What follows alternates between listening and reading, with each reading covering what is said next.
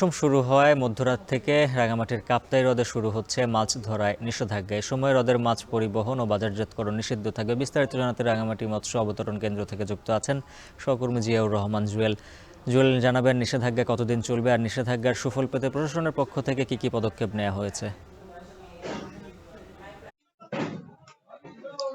উজ্জ্বল, আপনি জানেন যে দক্ষিণ পূর্ব এশিয়ার সবচেয়ে বড় যে মিষ্টি পানির কৃত্রিম জলাধার সেটি কাপ্তাই হ্রদ। আজ মধ্যরাত বিশেষ করে রাত 12টার পর থেকে এই মাছ শিকারের যে নিষেধাজ্ঞা সেটি কার্যকর হচ্ছে।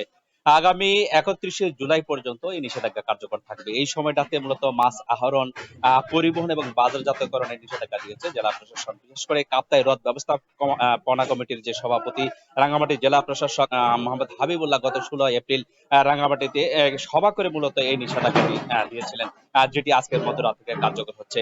এই সময়টাতে কাপ্তাই হ্রদে যেহেতু 725 বর্গ কিলোমিটার আয়তনের এই হ্রদে মাছ শিকারে অন্তত 27,000 নিবন্ধিত জেলে সেখানে মাছ শিকার করে থাকেন।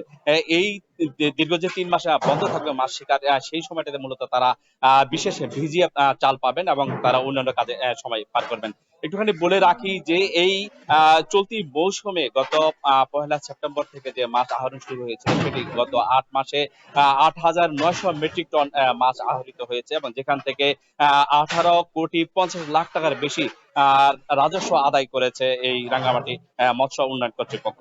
তার যে একটু বলে রাখি যে রাঙ্গামাটি এই কাপ্তাই হ্রদ কেন্দ্রিক 4টি মৎস্য অবতরণ কেন্দ্র রয়েছে। বিশেষ করে রাঙ্গামাটি সদর, কাপ্তাই, মারিশা এবং দিঘিনালা, এই 4টি মৎস্য অবতরণ কেন্দ্রে মূলত কাপ্তাই হ্রদে যে মাছ আহরণ হয় সেগুলো এখানে আসে এবং সেখান থেকে পরিমাপ হওয়ার পরই শুল্ক আদায় শেষে মূলত সেটি সারা দেশে ছড়িয়ে পড়ে। আপনি জানেন যে এই মাছ পুরো দেশব্যাপী বেশ জনপ্রিয়, কারণ এই মিঠা পানির মাছ দেশের অন্তত 24% মাছের চাহিদা পূরণ করে থাকে এই কাপ্তাই হ্রদের মাছ।